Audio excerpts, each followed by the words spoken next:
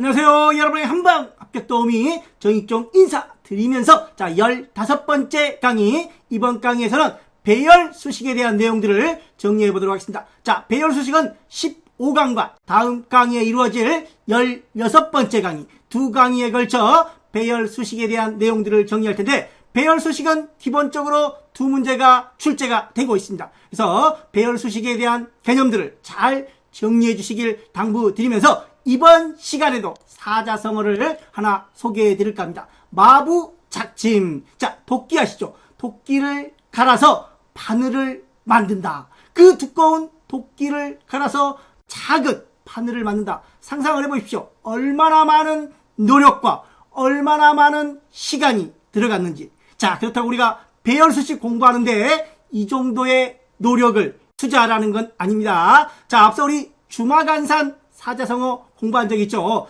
대충 훑지 말고 개념을 한 3회독 정도 꼼꼼히 살펴주시면 충분하리라 봅니다. 자, 이번 시간도 묻지도 않고 따지지도 않는 여러분의 팔로우미와 함께 여러분의 한방 합격을 기원하면서 고고싱 들어가 보겠습니다. 자, 먼저 배열 수식에 대한 이해부터 한번 하고 들어가겠습니다. 앞서 우리가 8강에서 정리한 기본 함수들 기억나시죠? sum, average, max, min, large, small, count, 이런 함수들이 있었습니다. 자, 또 d 함수 기억나시죠? d 함수, 기본 함수의 앞에 d를 붙여서 조건이 포함된 경우였습니다. 자, 배열 수식의 경우에도 조건을 필수 포함하고 있습니다. d 함수에서는 필드 아래 첫 번째 셀 또는 별도 영역에 조건을 작성했던 거 기억하시죠? 배열 수식에서는 수식 안에서 조건을 포함하고 있습니다. 참고로 문제에서 함수 및 배열 수식으로 푸시오 이렇게 지시를 하고 있으므로 어떤 문제에서 배열 수식을 써야 될지 이런 것들은 고민하지 않아도 됩니다. 자, 그럼 배열 수식의 기본 형식부터 한번 살펴보겠습니다. 배열 수식에서 가장 큰 특징은 if 함수 여부입니다. if 함수가 있으면 마지막 뒤에, 자, 현재는 if가 있고 여기는 if가 없습니다. if가 있으면 마지막 조건이 여러 개일 때 나열을 합니다. 마지막 조건 뒤에 쉼표가 오고, if 함수가 없으면, 현재처럼 if 함수가 없으면 마지막 조건 뒤에 별을 사용한다. 이게 가장 중요합니다. if 함수가 없으면 조건 뒤에 별을 사용하고, if 함수가 있으면 조건 뒤에 쉼표를 사용한다 라는 점.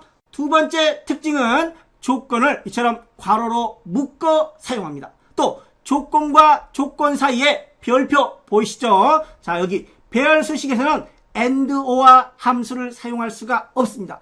조건이 여러 개인 경우, 두 조건을 모두 만족하는 and, 둘 중에 하나만 만족하는 or와 이런 함수들을 사용할 수 없고, 조건과 조건 사이에 별을 사용하면 and의 의미, 플러스를 사용하면 or의 의미라는 겁니다. 현재 여기는 두 조건 사이에 and 조건, 여기도 and 조건이겠죠. 자, 앞에 조건과 조건 사이의 별과 조건 뒤에 별은 서로 다른 개념입니다. 자, 그럼 이번에는 예시 데이터를 통해서 좀 더 자세하게 설명을 좀 드려보겠습니다. 아울러 배열 수식은 하나의 셀을 분할하여 조건을 판단합니다. 무슨 말이냐? 좀 더 살펴보겠습니다. 자, 먼저 sum 나왔습니다. sum, average, max, min, small, large, count 등등의 함수가 올 수 있습니다. 뒤에 if가 오느냐 오지 않느냐에 따라서 if 함수가 오면 맨 뒤에 쉼표, if 함수가 오지 않으면 여기에 별표를 사용한다 라고 했습니다. 자, 아울러 조건 범위를 보겠습니다. 첫 번째 조건을 가로로 묶어 사용하고 있습니다. 두 번째 조건을 가로로 묶어 사용하고 있습니다. 또 조건과 조건 사이에는 and 조건, 두 조건을 동시에 만족하기 위한 and의 의미인 별을 사용하고 있습니다. 아울러 일반적인 함수에서는 A2가 여자냐, A3가 여자냐, A4가 여자냐 각 셀을 하나씩 비교했던 거 기억하시죠? 그래서 A2 이런 상대 참조를 쓰거나 A2 F4를 3번 눌러서 영문자 앞에 달러를 쓰는 혼합 참조 에 하나를 사용할 수 있다라고 그랬습니다. 그런데 배열 수식의 경우에는 열 전체 범위를 절대 참조로 사용하고 있다라는 겁니다. A2부터 A4까지, A2부터 A4까지 절대 참조를 이용하면서 각 셀이 여자인지를 체크하는 방식입니다. 또 여기도 B2부터 B4까지 열 전체를 절대 참조로 사용을 하면서 각 셀이 0보다 큰지를 판단하고 있습니다. 앞서 하나의 셀을 분할하여 조건을 판다라는 표현을 썼는데, 자, 여기를 한번 보겠습니다. 자, 현재 조건을 판단해야 될 항목이 3개입니다. 3개. 그래서 이 하나의 셀입니다. 하나의 셀을 이렇게 3등분을 합니다. 자, 그래서 여자냐 만족하면 1, 만족하지 않으면 0을 기록합니다. 자, 여자냐 만족하죠? 1. 두 번째, 여자냐 만족하죠? 1. 여자냐 아니요, 만족하지 않습니다. 자, 그 다음에 두 번째 조건을 보겠습니다. 자, 0보다 크냐. 여기도 역시 하나의 셀을 분할해서 현재 우리가 3등분으로 나눴지만 실제 컴퓨터는 이걸 하나의 셀로 판단을 합니다. 그 내부에서 이렇게 분할을 하고 있다는 겁니다. 그래서 첫 번째 0보다 크냐? yes. 두 번째 0보다 크냐? yes. 세 번째 0보다 크냐? yes. 모두 만족합니다. 자, 그런데 중간에 곱하기가 있습니다. 곱하기. 두 조건을 모두 만족하는 AND의 의미겠죠. 둘 중에 하나 만족한다면 OR의 의미입니다. 둘 다 만족을 하면 이 범위의 값을 어떻게 해라? 합쳐라 라는 겁니다. 자, 현재는 if가 있기 때문에 쉼표가 있지만 if가 없다면 여기에 곱하기가 오겠죠. 그래서 실제값, 여기 실제값이 있습니다. 계산해야 될 실제값 5. 그래서 1 곱하기 1 곱하기 1. 그래서 5가 된다는 겁니다. 자, 두 번째는 역시 1 곱하기 1 곱하기, 자, 그 다음에 여기는 계산해야 될 값이 2입니다.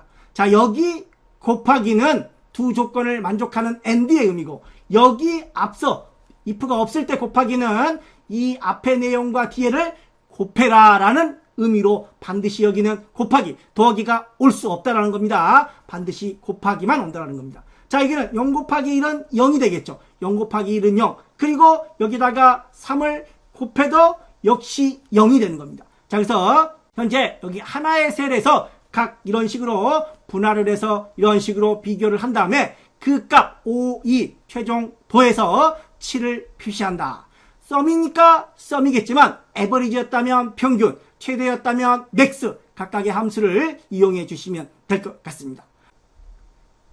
자, 여기서 주의할 점은 일반 수식이냐 배열 수식이냐에 따라서 일반 수식은 하나의 셀을 상대 참조 또는 혼합 참조로 이용을 하지만 배열 수식에서는 열 전체를 절대 참조로 사용한다라는 특징이 있습니다. 일반 수식과 배열 수식의 차이입니다. 함수의 사용법을 정확하게 숙지를 좀 당부드리겠습니다. 참고로 현재는 썸함수 위주로 설명을 드렸지만 썸함수 외에 에버리지가 나오면 평균, 개수를 구하는 건 카운트, 작은 거 스몰, 라지, 맥스, 민 모든 함수들이 적용될 수 있다는 겁니다. 아울러 에버리지, 카운트, 스몰, 민, STV 표지 편차 값들은 기본적으로 if 함수를 동반한다. 기본적으로 반드시가 아닙니다. 예외 사항이 있습니다. 따라서 문제에서 if 함수가 지시가 되면 if 함수를 포함해서 쓰고 if 함수가 없으면 if 함수가 없는 형태로 수식을 작성을 해주시면 됩니다.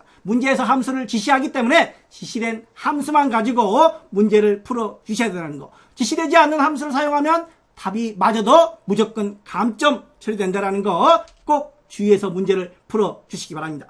계속해서 배열 수식을 이용한 개수, 인원수, 앞서는 우리가 계산 범위에 대한 합계, 평균, 최대, 최소를 구하는 문제였지만 이번에는 개수, 인원수를 구하는 수식들을 살펴보려고 합니다. 자, 카운트는 일반적으로 개수를 구하는 거니까 개수, 인원수의 의미를 파악할 수 있지만 썸은 일반적으로 합계를 구하는 함수인데도 불구하고 개수, 인원수를 구하는데 사용할 수 있다는 거. 그래서 썸에 대한 내용들을 잘 정리를 좀 해주시기 바랍니다. 자, 먼저 썸 함수, 뒤에 if 함수가 없습니다. if 함수가 없기 때문에 곱하기 1을 사용한다는 거. 자, 그리고 역시 썸 함수 사용을 했습니다. 자, 곱하기 뒤에 1을 생략을 하고 있습니다. 조건이 2개 이상일 때 곱하기 1 생략이 가능합니다. 그런데 우리는 기본적으로 이 부분을 기본값으로 정리를 좀 부탁드리겠습니다. 이런 경우도 있다라는 것만 인지를 해주시고, 자, 두 번째 썸 함수에 if 함수가 있습니다. if 함수가 있는 경우에는 쉼표 1입니다. 곱하기 1, 쉼표 1. 자, 그리고 뒤에 컴마 0이 생략된 경우라고 봐도 됩니다. 자, 조건을 만족할 때마다 1, 1, 1 이런 식으로 그 값들만 나중에 더해 주시면 개수를 구할 수 있습니다. 0의 경우에는 굳이 더하지 않기 때문에 0을 넣어도 안 넣어도 상관이 없다라는 겁니다. 그래서 0은 생략이 된 겁니다. 자, 아울러 if 함수 사용 시 마지막 쉼표 1은 생략을 할 수가 없다. if 함수가 없을 때는 곱하기 1을 생략할 수도 있지만 여기에서는 쉼표 1을 생략할 수가 없다라는 거.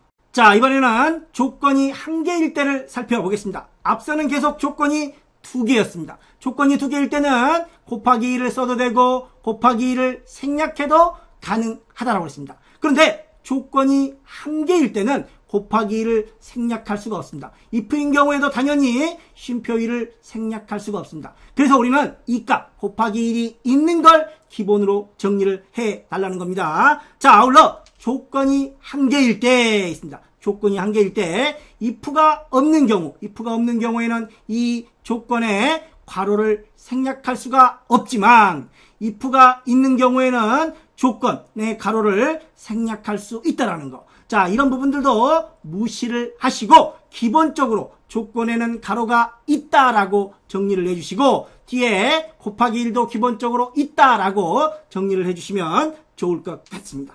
자, 그 다음에 이번에는 카운트 함수를 이용한 개수를 한번 살펴보겠습니다. 카운트 if 함수의 경우에는 자, 아까 sum if의 경우에는 쉼표 0이 생략되어서 넣을 수도 있다라고 그랬는데 카운트 if의 경우에는 0을 넣어버리면 1도 숫자니까 카운트 하겠죠. 0도 숫자니까 카운트 해버립니다. 그래서 카운트 if의 경우에는 뒤에 컴마 0을 절대 넣으면 안 된다는 거. 그래서 이게 기본형입니다. 자, 카운트 함수는 기본적으로 if 함수와 함께 사용을 하고 쉼표 1, if 함수가 들어간 경우에는 쉼표 1을 생략할 수가 없다라는 것도 정리를 당부드리면서 이렇게 기본적인 배열 수식에 대한 개념들을 이해를 하고 본격적으로 문제로 들어가 보겠습니다. 다시 한번 당부드리지만 필수 정리입니다. 뒤에 본 문제들보다 여기에 정리 내용들이 더 중요합니다. 이 내용들이 정리되지 않으면 뒤에 문제를 풀면서 계속